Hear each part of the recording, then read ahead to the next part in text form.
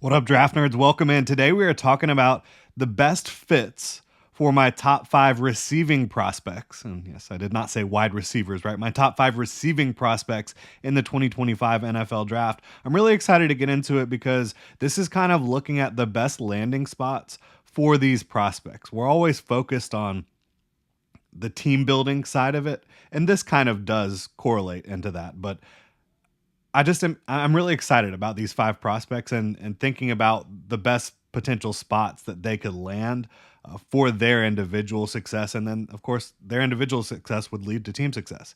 If you hit on a first round pick, that's gonna be pretty good for your football team, right? So we're gonna take a look at these top five players I have at the receiver position and where I think their best fits are in the first round. Excited to get into it. If you enjoy the content here, we are all draft all the time at Rogue Football. Please like, comment, subscribe. Let me know what your favorite fits are for receivers in the first round of the 2025 NFL draft.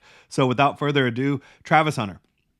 We don't know if he's playing corner, if he's playing receivers, if he's playing both. We really just don't know how that's going to play out, right? But if Travis Hunter is going to enter the NFL as a receiver of some sort, I would love to see him in a New England Patriots uniform. Not necessarily because of the offense or anything like that, but I just think Drake May throwing the football to Travis Hunter would be electric. Drake May he's got the arm to put the ball anywhere on the field. Travis Hunter can get anywhere on the field, and he certainly has Drake May has the gunslinger in him to really give Travis Hunter some opportunities to go get some difficult catches that maybe not every quarterback would be willing to attempt, but because Drake May is willing to attempt and is so good at it, that's going to pair up with Travis Hunter's skill set. He has the best hands, the best ball tracking, the best body control in this class, and he's got great length and explosiveness as well.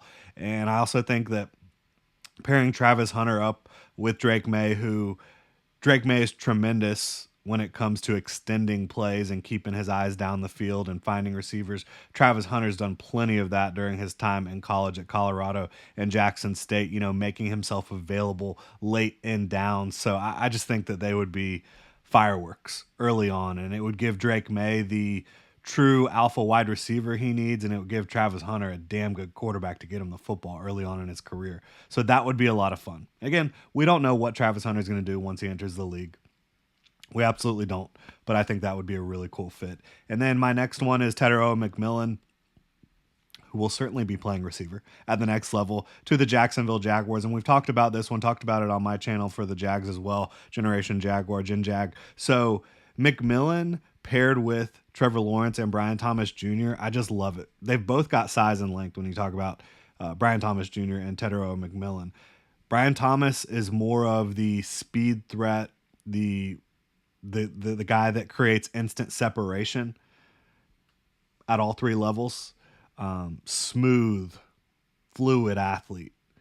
Tetairoa McMillan is smooth and fluid at his size, but he's 6'5", 212, 215 pounds. He's more of that physical jump ball possession. He can be a possession type of receiver, like one of those guys that it doesn't matter. It's third down, we're going his way. He's going to come up with the football somehow, whether it's a contested catch, whether it's creating late separation with his physicality, coming back to the football, attacking the ball in the air at its highest point, whether he's elevated or on the ground, flattening his routes to make it easier and present a target for the quarterback. But ultimately, Tetairoa McMillan and Brian Thomas Jr. and the vertical threat that they possess with Trevor Lawrence, who over the last 2 years has been the best deep ball thrower in the NFL statistically, I think that could be absolute fireworks. And we don't know who's going to be calling plays. We don't know who's going to be coaching in Jacksonville next year.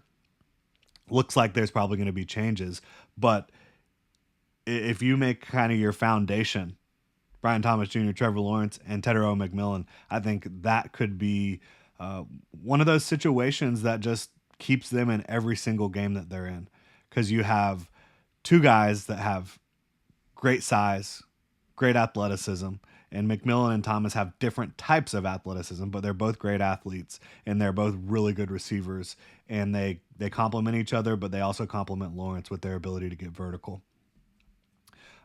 Luther Burden to the Cincinnati Bengals. Now, is he a one-to-one replacement for T. Higgins if T. Higgins leaves? Absolutely not.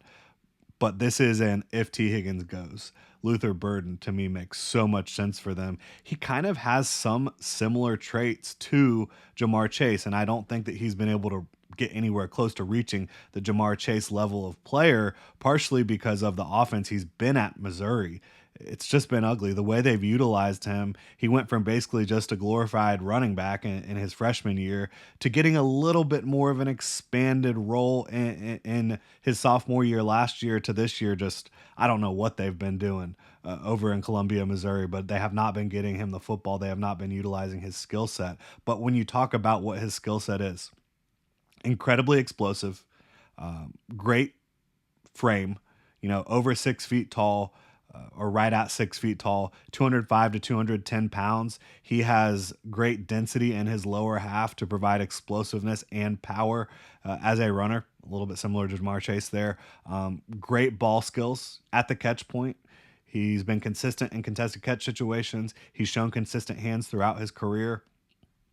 I think that from a route running standpoint, he just hasn't been asked to do a whole lot at Missouri, but there's no reason, given his physical skill set, that cannot continue to develop. So I think if you're talking about pairing up Luther Burden on a cheap contract with Joe Burrow and Jamar Chase for the future, that could represent, I'm not going to say downright he's going to be better than T. Higgins is, and they're not going to have the same skill sets. But I think Luther Burden is a better prospect than T. Higgins was coming out of Clemson. So I think that would be really exciting for the Bengals and for Luther Burden. Catching passes from Joe Burrow, learning from Jamar Chase. That could be just fantastic. Emeka Ibuka to the San Francisco 49ers. I think that would be a really cool fit. And the 49ers, they have invested a lot at receiver, obviously, but you don't exactly know the future with all those guys. Ricky Pearsall, obviously Brandon Ayuk did sign a big deal. What are they going to do with Debo? I don't know. I just think regardless of their current roster construction, just his skill set in a Kyle Shanahan offense, I think would be tremendous. He can play with physicality as a route runner. I think he can win from outside, but thinking about him in the slot in this offense, just his route running prowess, his ability to manipulate leverage. He has good athleticism, not great athleticism. He has good size, not great size, but he just plays the game as a pro. He's got incredibly reliable hands. He has very good focus at the catch point with his hands. In contested situations, having to elevate and go up and get the football. Body control is super strong. So I like the fit.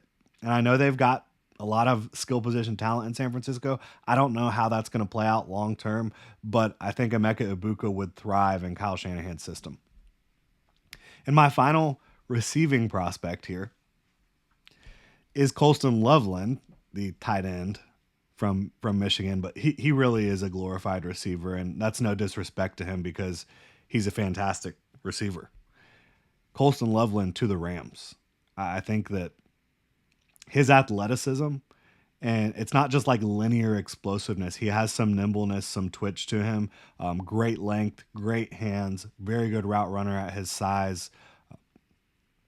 Putting that skill set in a Sean McVay offense, with Sean McVay constantly moving guys around the formation, motioning players, creating leverage advantages and mismatches, I think Colston Loveland would be absolutely dynamite in the Los Angeles Rams offense with Sean McVay running things. So those are my top 5 receiver fits in the first round of the 2025 NFL Draft. Again, if you enjoy the content, please like, subscribe. You can hit that notification bell so you don't miss a show. Let me know what you think about these fits in the comment section below, or if you've got some fits you want to talk about here.